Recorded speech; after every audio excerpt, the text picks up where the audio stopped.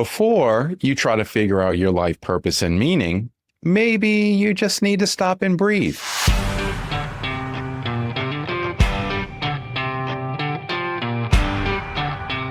Hi, everyone. I'm Raymond Lee, the host of Clocking Out. Today's guest is Benedict Beaumont. Ben grew up in the south coast of the United Kingdom. It's just south of London, from working class parents who lived through the war. Ben describes his childhood as special, where he grew up in a supportive environment, free to express himself, that ultimately shaped his worldviews. Ben's journey of introspection, it started at a young age, and it played through his life, unlocking his true potential. Today's podcast begins with Breathwork, which you're going to experience with both Ben and myself. And I have to admit, it was pretty uncomfortable at the start, but as I got into it, I was grounded and ready for true connection and learning. I believe you're going to experience so many powerful takeaways here, from Ben's personal journey to becoming a breath expert. So, without further ado, please enjoy Ben Beaumont and his Clocking Out story. Hi, Ben. Welcome to the podcast. It's nice to see you. Raymond, thank you so much for inviting me on today. I'm so excited to connect with you and, of course, everyone here who is listening to us right now.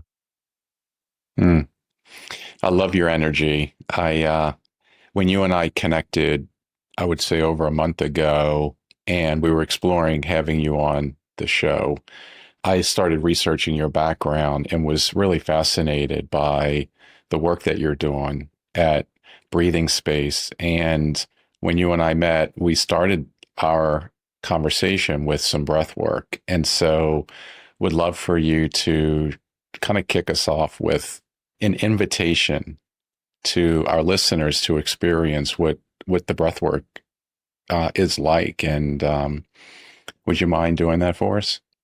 You know what, Raymond, if you hadn't had suggested it, I would have invited that anyway. So thank you so much for that invitation. And for everyone who's listening right now, I really encourage you to do this along with us, wherever you are right now. Even if you're probably driving, you can do this. Don't do it with your eyes closed, though. Keep your eyes open. But this little breath work isn't anything crazy or difficult or complicated. This has had the biggest impact in my entire personal life. It has revolutionized all of my relationships, especially the most important ones, the intimate ones, with my wife, with my children, with my work colleagues. And it's so simple and yet so powerful. All it is to stop, pause, and take a breath.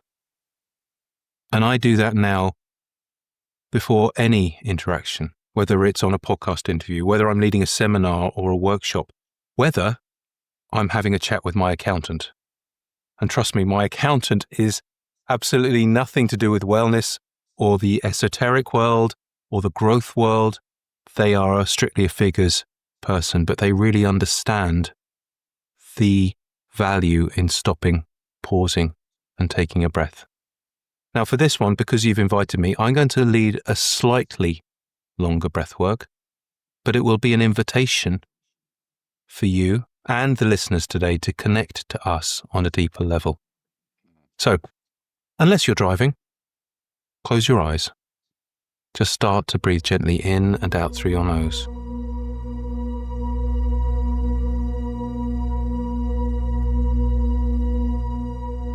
Now, these first breaths that we're taking here are an invitation to connect to yourself. Firstly, to your physical body.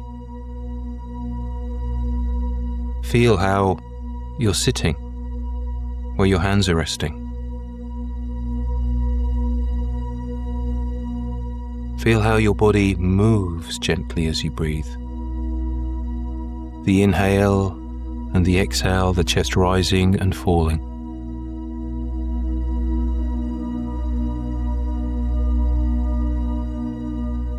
Feel the air against your skin. And feel the air enter into your body, cool through the nose.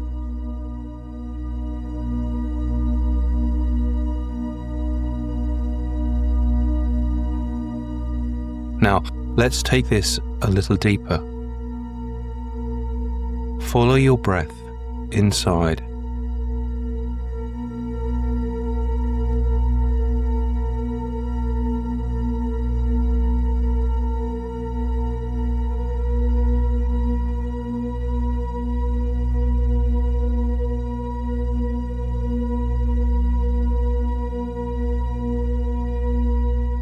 Use these breaths to check in how your emotional body is feeling, your energy.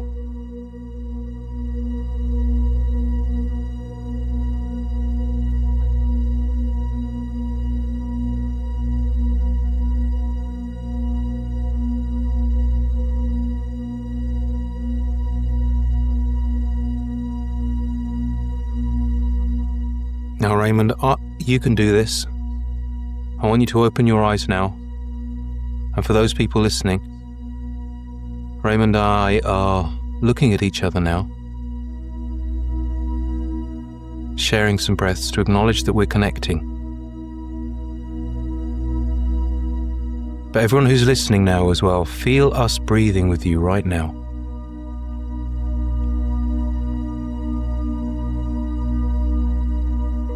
Breath connects more than just to ourselves, it connects us to each other. We're all sharing the same air.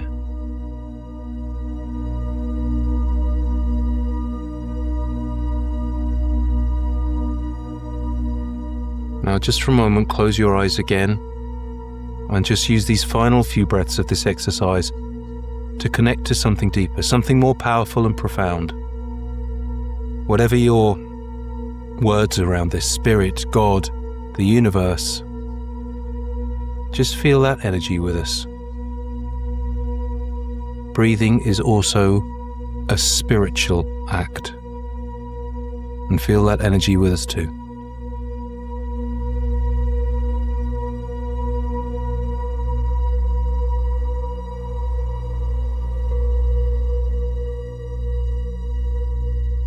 When you're ready, blink your eyes open again. And let's give a big smile together. Thank you so much for joining me in that exercise, Raymond, and everyone listening. It changes things when we breathe together. It feels different. How does that feel for you now? It feels great. It feels like I want to stay present. You know what I'm saying? Like just staying present in the space where you feel that connection. Yeah, it was when I opened my eyes and then we were like looking at each other. I felt a lot different than I did when you and I first got on in the very beginning. Mm-hmm. I promise you, if you just, even if it's just a breath or a few breaths, if you stop, pause and take a breath, it changes the energy of every interaction that you have, especially the challenging ones, especially the ones where it might get a little tense or there might be a potential for a disagreement.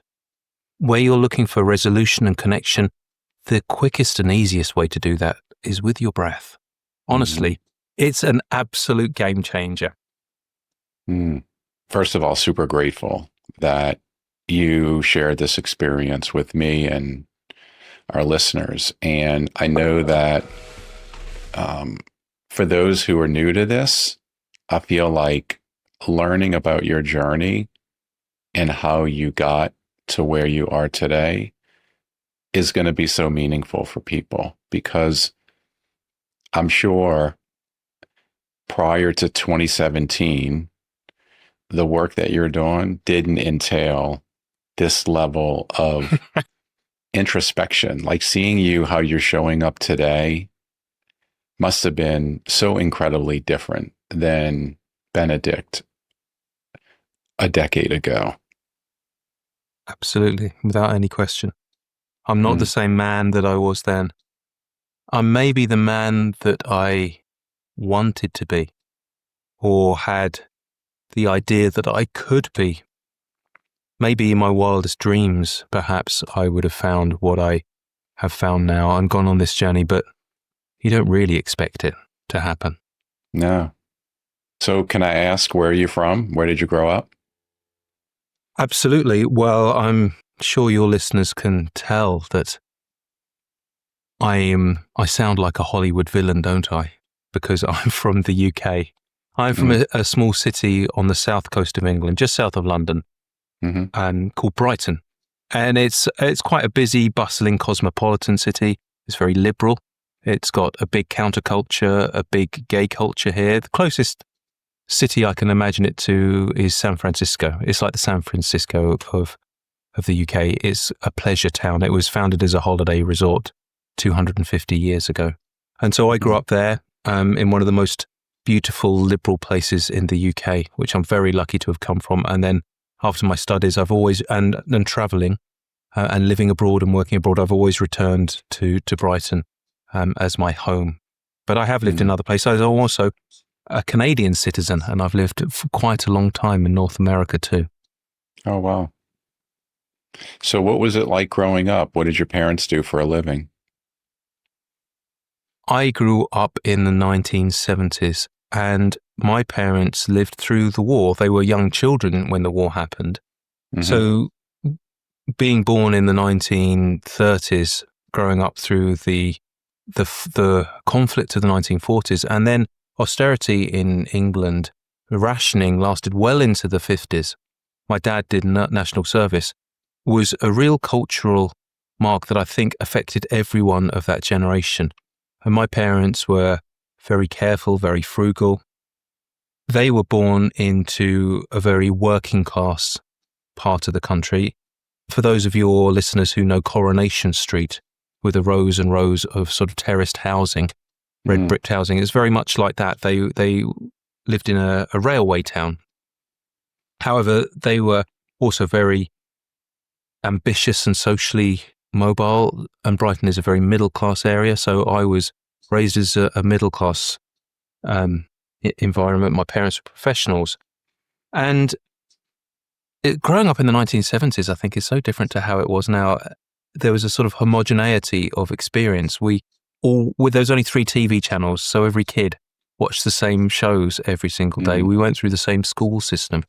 And although my parents had a lot of conflict and a lot of suppressed trauma that they never really dealt with in their lives, they without doubt tried their best to raise me in a loving and kind environment.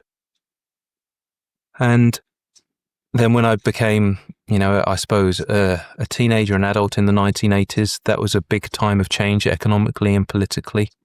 There was a lot of interest from the 1970s, and the counterculture there was drifting into the mainstream.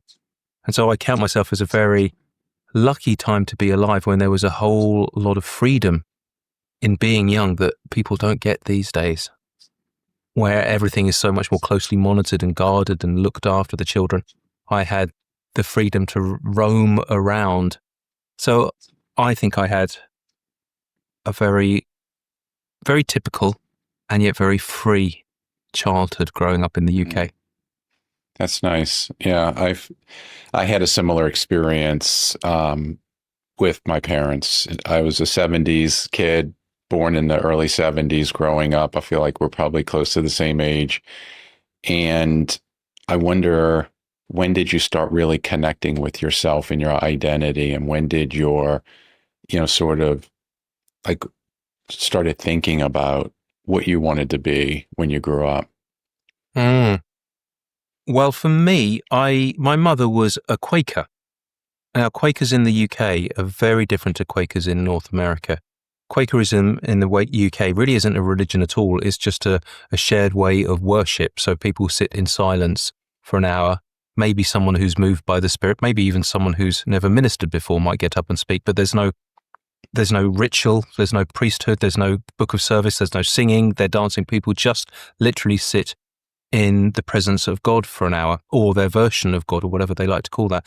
And that gave me an incredible gift for introspection, I think, and at least appreciating that there was an internal world, that we were more than just the material, trappings of being alive.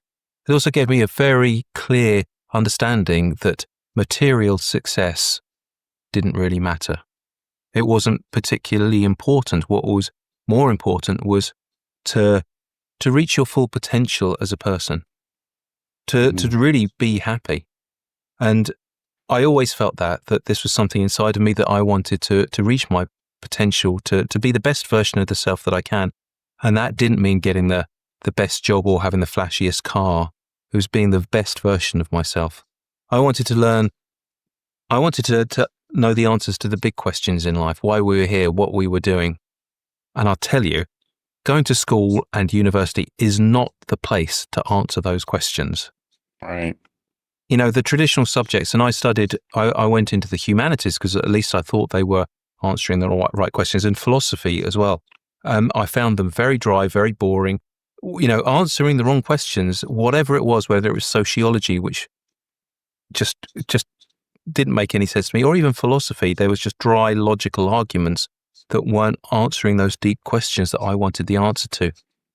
Mm. And so that's what I ended with a degree in anthropology, which is the study of culture and society, often through the lens of looking at different, often less developed cultures or more indigenous cultures. But I mean, there's so many problems with that kind of field of study these days. But that's what my education looked like. Wow. So, Ben, I want to go back around the impact that your mom had on you and sort of her spiritual connection that you had in terms of like how you thought about the world as a young kid and what inspired you in terms of philosophy and how you sort of visualized what fulfillment would mean to you. And I just wonder, with all the other kids that were watching those three stations, and were you considered very different in terms of your thinking? And how did you reconcile with kids maybe who were, you know, thinking of more of a traditional, I want to be a doctor, a lawyer, and was there pressure? That's a really interesting question, one that I haven't really been asked before. I didn't really feel like I fitted in because of my background. I always felt I had to hide who I was. I had to pretend to be someone different to fit in. I don't know if that was your experience. I bet many of your listeners will feel, you know, similar, that they didn't quite fit into the box that everyone else did. Mm-hmm. And a lot of was that the same for you? To some degree, I had a lot of challenges growing up because I had parents who separated at a young age, like really young age, and both working. And I was a dreamer, you know, and I went into a field where it was because someone said, hey, you'd be good at this. But as I reflect back, I think I was afraid to do what I truly wanted to do. And I think that's the point where you knew you were unique, but I think you also knew you had something special to offer. Yes, I think maybe I did. I didn't know what that was, and I didn't know how it would come out. But I felt that there was something inside of me that did. And it took a long while for me to find out what that was. It didn't come quickly. Like, there were kids in my school, I don't know if you felt this, who always knew what they wanted to be, what they wanted to do. You know, I'm going to be a doctor, or I'm going to be a teacher, or even those ones who had some fantastical ambition like being a rocket scientist or a footballer. You know, I never had that, and I always wanted that. I always wanted that certainty. I wanted to feel that calling, and it did come to me eventually, but I was in my 40s by that point. You know, I didn't know for a long time. So for a long time, I was just doing what felt good, or for what right, or what supported me.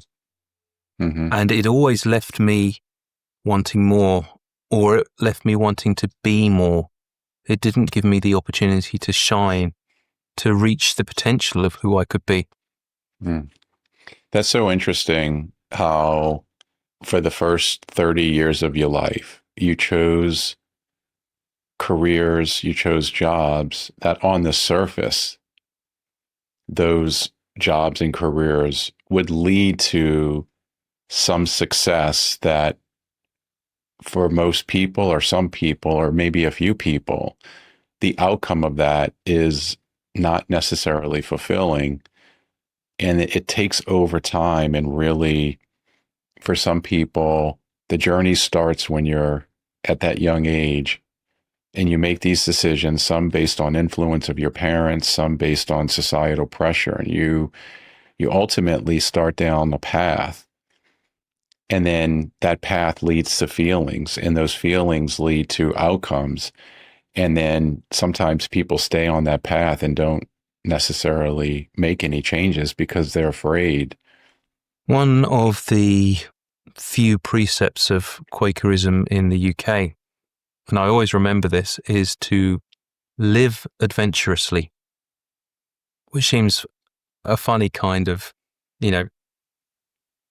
encouragement from an institution that normally, churches ask for conformity, Mm-hmm.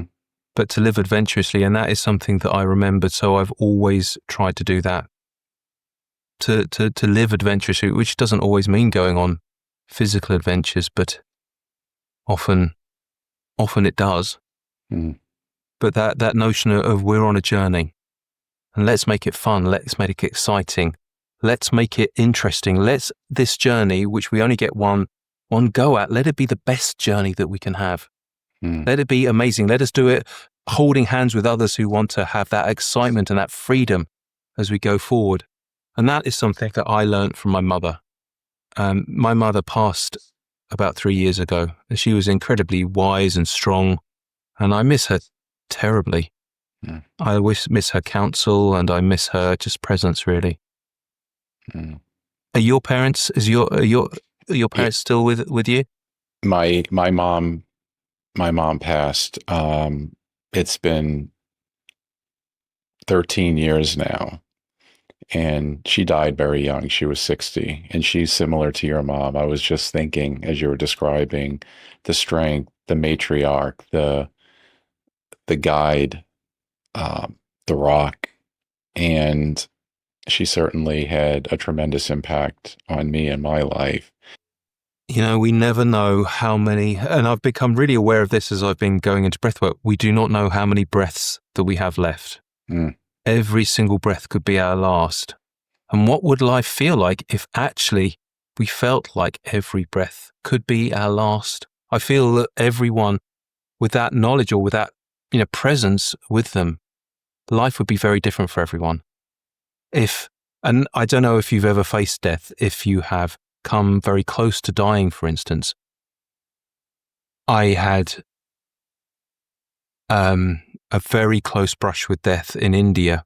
And when I was on a motorbike there, I was millimeters away from being crushed by a tractor. And it's very strange because at that moment, I was riding a motorbike through the deserts of Rajasthan, which is an amazing part of an amazing country. And I was in my late 30s, and at that point I'd had a successful career as a teacher. I'd become that inspirational teacher that I'd wanted to be. I'd turned myself internally around from being the vain and arrogant, selfish person in my 20s to someone who was in service to the world. And I felt, I've lived. I have become the person that I want to be.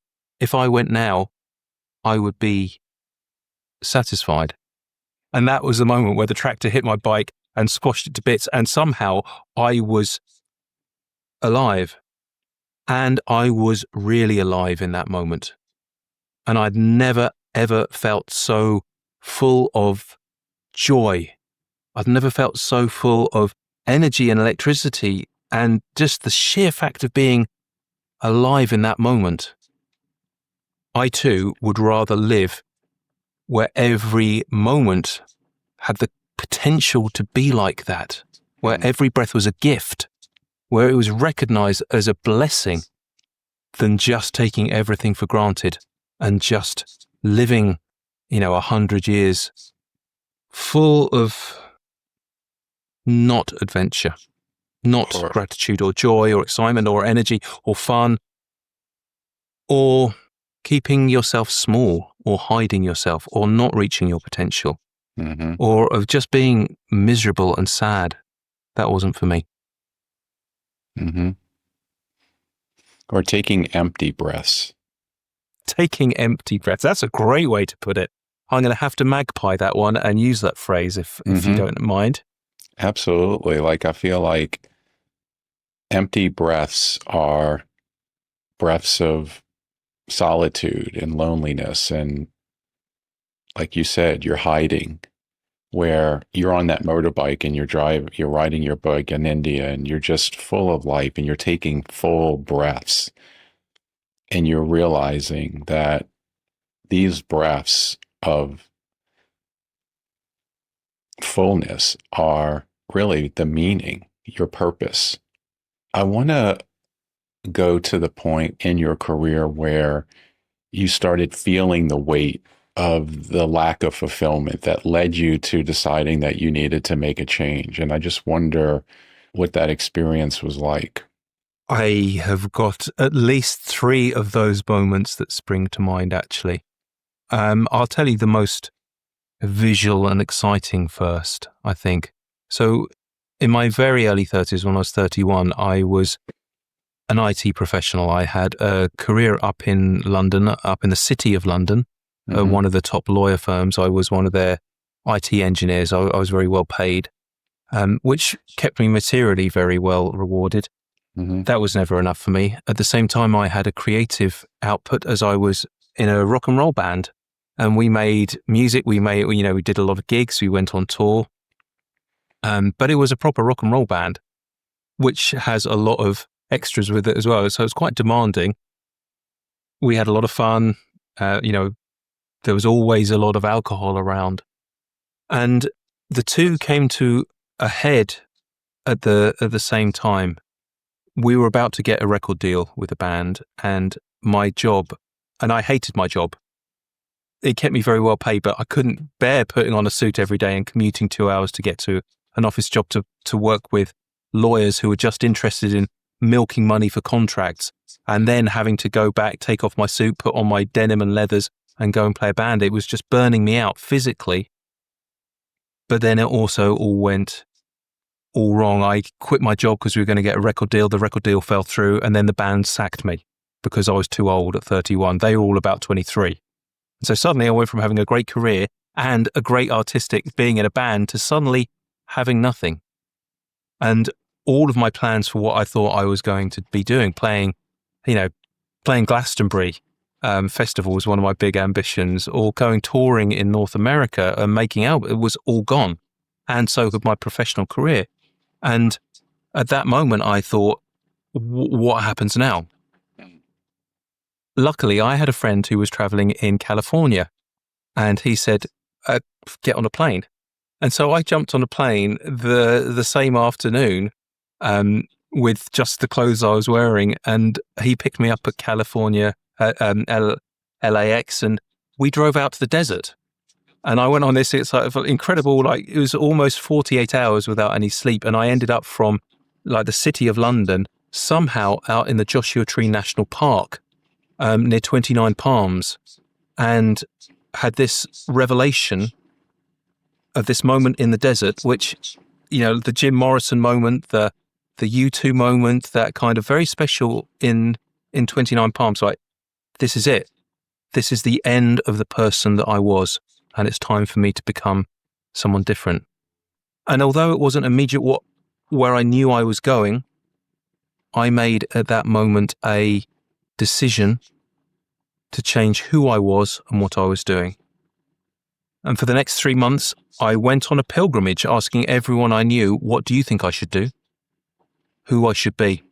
And so I decided at that moment, over that 2-month period I gave myself, that internally, it was time for me to go on a journey of internal inquiry. So I became a Buddhist. That was an obvious path of discipline that I needed, of meditation every day, of how to do it. And then externally, I retrained to become a high school teacher, where I could actively be of service to the world in making it a better place.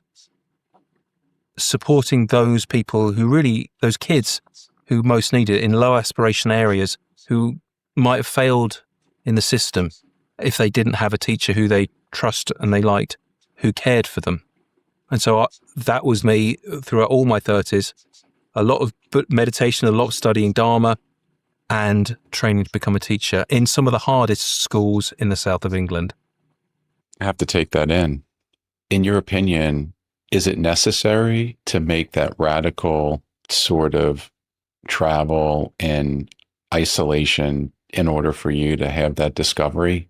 For me, maybe. I think for me, it was necessary for me to remove myself from the physical situation that I was in, because sometimes to get perspective on, where you are and who you be, you have to remove yourself. Mm-hmm. And I was fortunate at that point in my life. I didn't have a wife. I didn't have any kids. I was, materially, wealthy enough to take a few months off from work. I was fortunate to be in that position. Not everyone is. And that was a gift that I could do that. But there have been other moments where hasn't been something dramatic like that. It's just been a growing certainty. And the further that I've gone on my journey, it isn't those loud moments that matter. It's the quiet certainty within about trusting what wants to happen will happen. And that does come, but it takes a while to learn to listen to that voice, to learn to feel what is the right thing to do, not just with the big decisions of your life, but in any single moment, any decision that you have, any interaction that you're having with someone. What wants to happen here? What wants to be felt? What wants to be born? And when you have that with you, all the time, and you open yourself up to the opportunity that the universe presents, then extraordinary things happen. And I have been lucky enough, especially over the last 10 years, for that to happen. And the adventures that I've been on, whilst not quite as dramatic as riding a motorbike through the deserts of Rajasthan, avoiding camels and tractors and, all that kind of craziness, have been remarkable. I love how you just described this sort of inner clarity that you can obtain through just a real connection with yourself. But you have to be open to that. And I wonder, did you have that before the trip to California, or did that come after? No, that came a long time. The intimacy and trust and knowledge of how to be is only in the last 10 years. When you described the Ben of 2017, that for me has been developed and cultivated through my relationship with my breath. And I know, being a breathwork facilitator or a breathwork teacher, often, my wife jokes and says, you're just selling air to people that they got everywhere. Like, everyone could do this. But, and I know it sounds a bit crazy when you just teach people to breathe, who can breathe anyway. So what exactly are you doing? But when you really go on a relationship with your breath, when you really use your breath, when you learn about your breath, it is the key to so much inside of you. It is something, a tool that you have to unlock your real potential. For me, at least anyway, that is what has changed for me.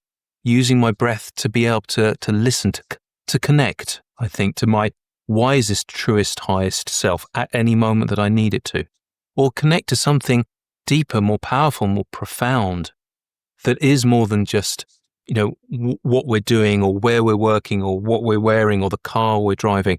Actually, I find now that I can connect at such a deeper level, so much more easily. But that happened, I think, primarily because of the deep relationship and intimacy that I have now with my own breath. I read on your website, you have breathe, heal, connect.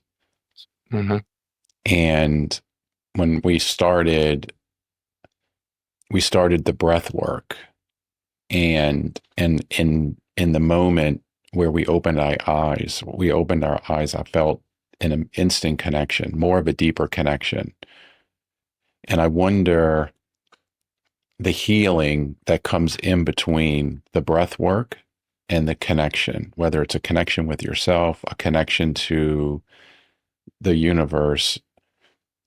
How does the healing start to occur? There is a natural movement and desire within everyone and everything towards wholeness. Nothing wants to be fractured.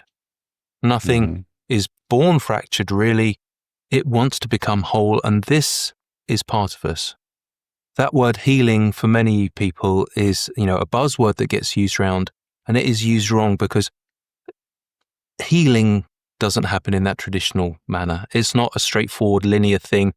Take a few breaths and suddenly you're healed. But it is an acknowledgement of a journey of growth and wholeness, about perhaps taking away the things that are holding us back.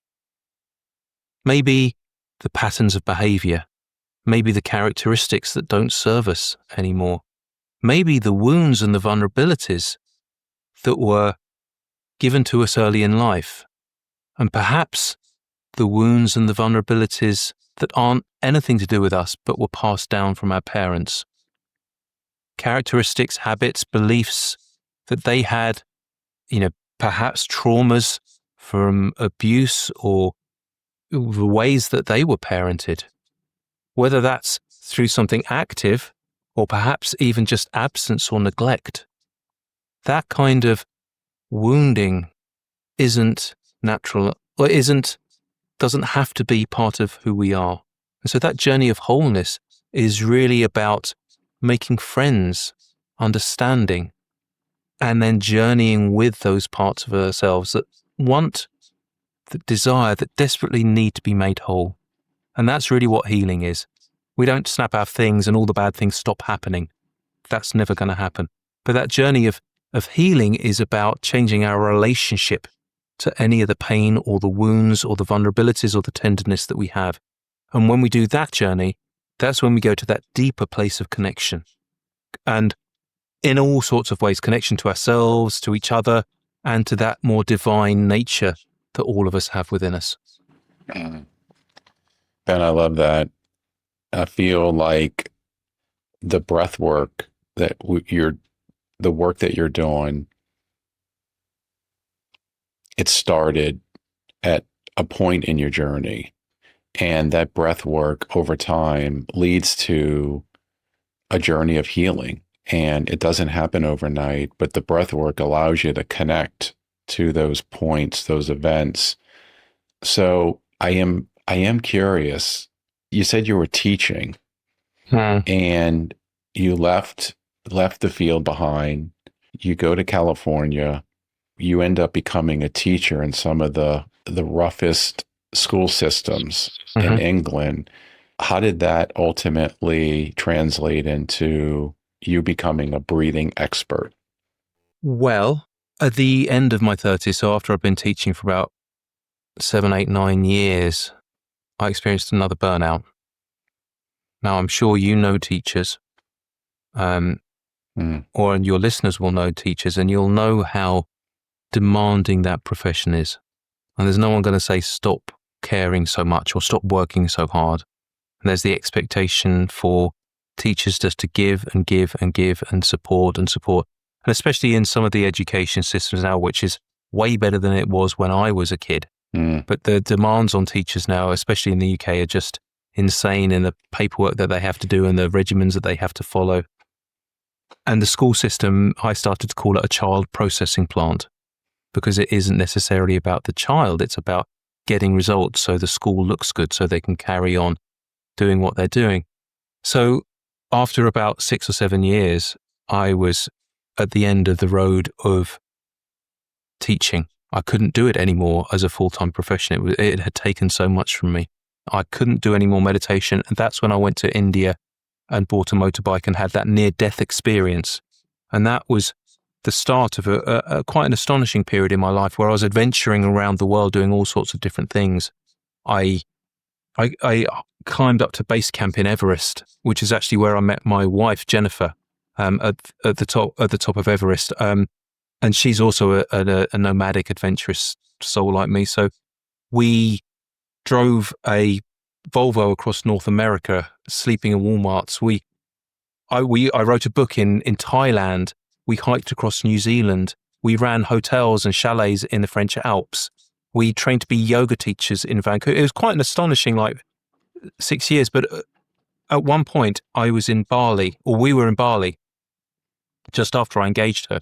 I proposed to her, actually, and we got invited to a breathwork session. And I was in my early 40s at that point, and we did this breathwork. And I thought I knew what breathwork was at that point.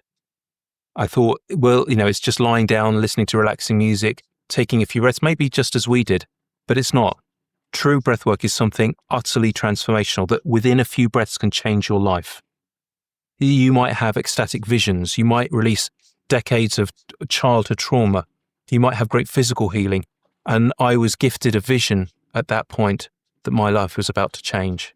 And that's how breathwork came into my life. In that one moment, with someone screaming on me on one side like they're being stabbed, and on the other side of me, there was someone who was laughing like they'd been told the secret to the universe. And then somewhere, like everyone, this whole room of going crazy chaos. I was like, what's going on? I'm having something, almost like a road to Damascus experience. And everyone's having this crazy shit. I was like, this is what I want to do. And it was at that moment that I fell in love with breathwork, and I started on this path to becoming a breathwork teacher. Wow. That's amazing. Is Jennifer doing that work with you as well? Well, there's a story.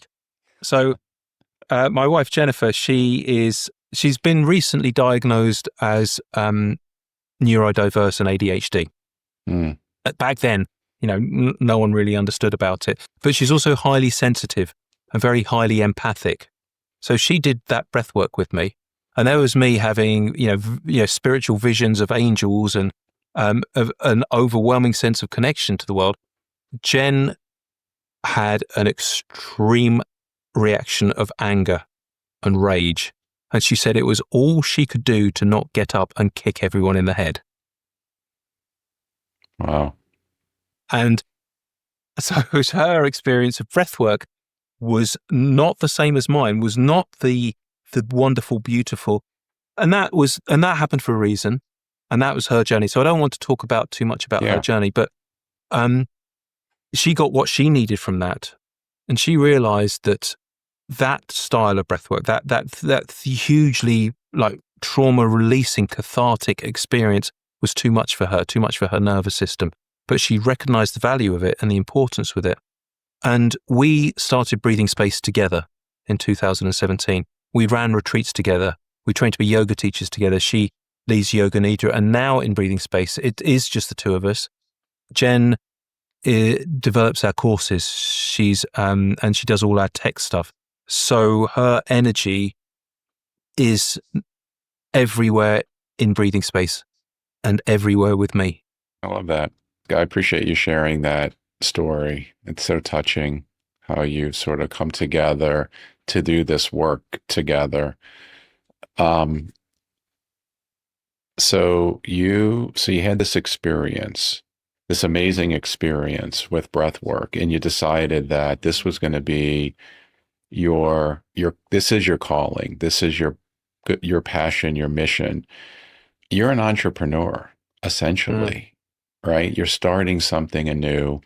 And I think for people who are listening and hearing, it's like you're taking the leap of faith into a field where you're learning all these new things for the first time. Like, it obviously had a profound impact on you. And I think people in different parts of their journey have a similar impact, but don't necessarily say, I'm going to make a career out of it. And so I just wonder, for you, how did you, like you said, you became a breathwork coach and you said, I'm going to do this. Like, how did you as an entrepreneur, how did you make a career out of it? Where today, it's almost 8 years later, and this is all the work that you do, and you have a family. And so how did that turn into a career?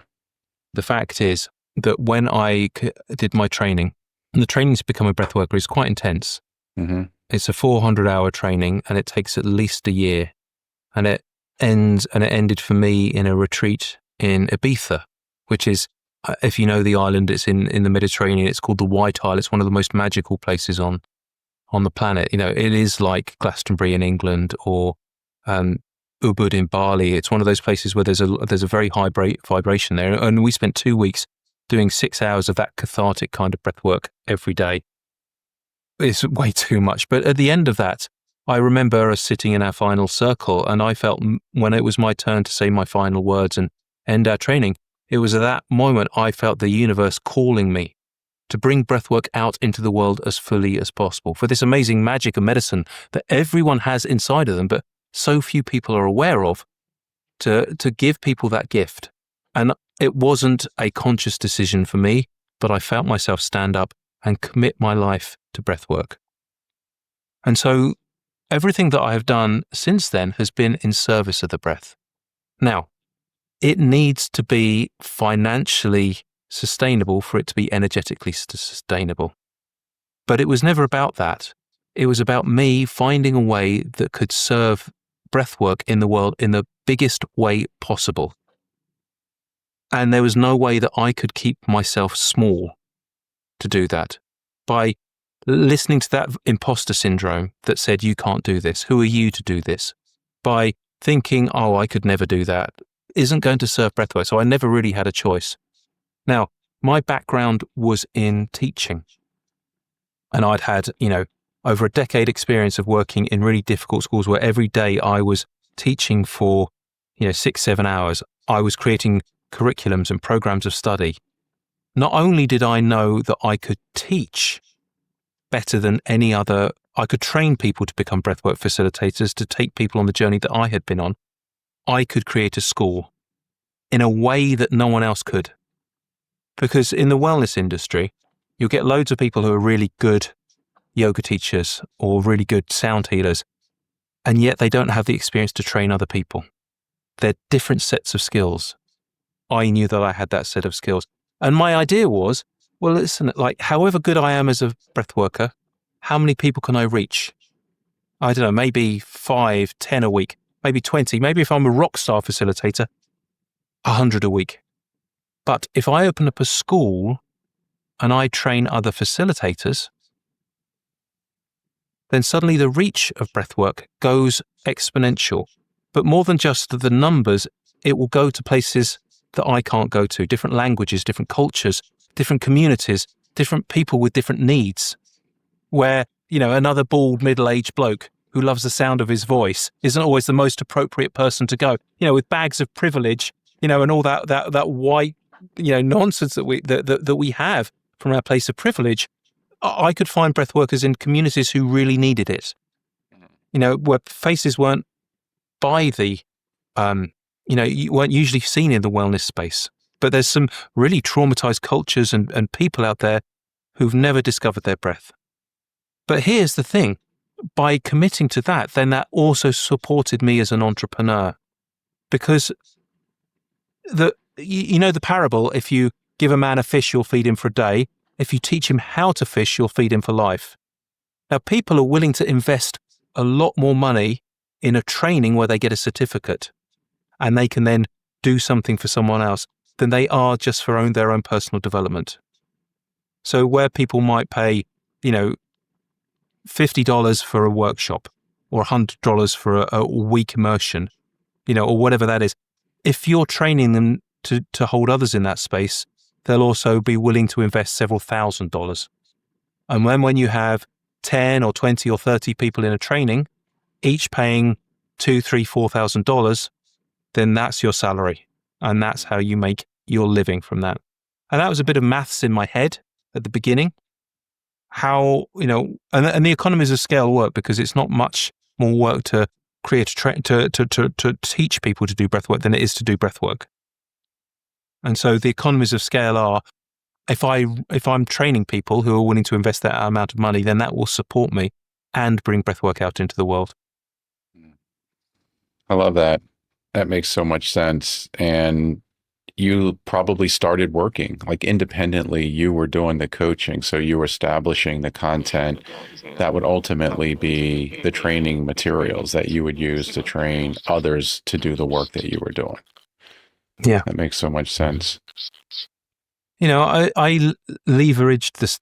I don't like that word leverage, but the skills that I had got by being, an adult in my 40s, what I had learned in other professional situations were as applicable to what I was doing now as anything else. And for your listeners, wherever they are, this is, I haven't come on here to give advice to people, but everyone comes with a lifetime of experience. Everyone. And if you've managed to be an adult for this long, you will have learned a lot about how the world works, about how people work, about how to relate to people, how to communicate people. And those are skills that are, they call them soft skills, but they're so important. They're way more important than any technical thing that you can learn, which will change, within a few years probably.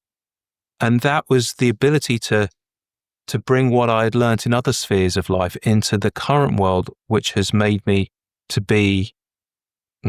still be here, to be successful, to still do what I'm doing. Wow, I love that. I think like hearing your journey where you started out as a young bloke who really had this connection with you as a person and the connection to the world at such a young age, but watching you navigate your life and sort of go through these careers and reflections and near-death experiences to get to a place where you've not only connected with your meaning in the world and how you're touching people through your work and through the work of others that you sort of inspired to do the work that you're doing is just so fascinating. It is. I do feel very lucky to have been given this opportunity. The word that's coming to mind for me here is trust. And it's an easy word to say, but to really embody trust. That you trust that what wants to happen is going to happen. That the world will not implode if you let go of something that is no longer serving you, that is holding you back or pushing you down or burning you out. Then it's much harder. But when you can do that, when you can trust, then extraordinary things will happen for you, for everyone around you, and for the world. That's so well said. I love that word, trust. It's a word that is hard when you make a choice to take that first breath or to step outside of your comfort zone to do something different. Really trusting that the energy that you put into that is ultimately going to impact it in a positive way. And it just takes time. Ben, again, just so grateful for our time here today. I feel like this conversation for me has been a gift.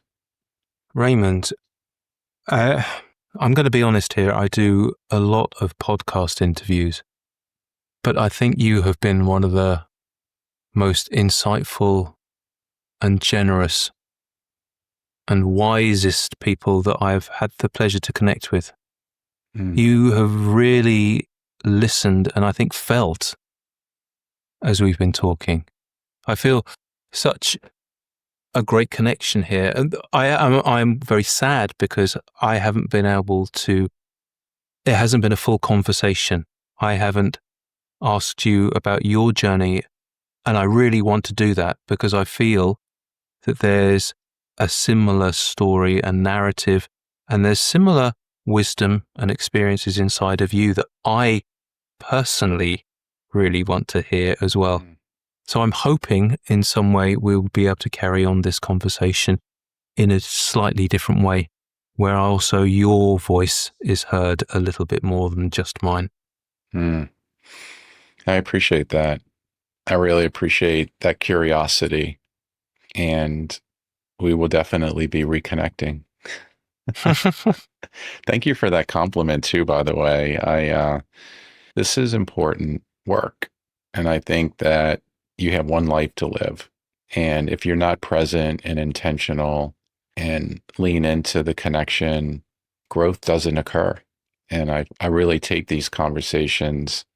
I learn from these conversations. Every conversation I learn something from, which is really cool. It's a gift. It's what keeps me doing this. And so thank you for that. I feel how much you are of service. I can feel your calling is to be of service, to support others who have gone on a journey, similar to yours, who might be struggling with some of the difficulties. And you're doing it in a really beautiful way to connect with people who might have something to share around their own experiences. For me, it was always hearing the stories of people and feeling their energy that inspired me and gave me hope that I could change as well. So truly, you are doing something amazing. And it's Thank a you. real honor and privilege to have spent this time with you today. Thank you so much. Thanks everyone for listening. Until next time. Hello everyone, it's Raymond again here. I want to take a moment to say a special thanks to our sponsor, Career Minds. They're a global provider of career transition and career development solutions. And if you'd like to hear more on Clocking Out, we'd love for you to take a second and click follow of your favorite podcast app. And while you're there, leave us a rating or review. It really helps new listeners find the show. You can also watch the full episode on YouTube. Just search Clocking Out with Raymond Lee and hit subscribe.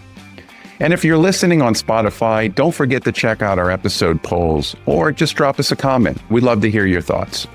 Finally, if you or someone you know has a story to share about navigating change, taking a risk, or rethinking your career, we want to hear from you.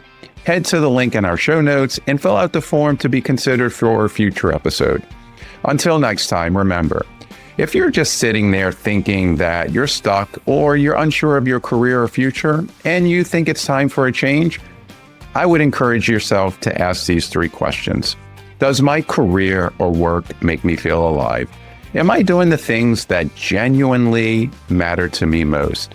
Am I creating value for myself and for others? Until next time.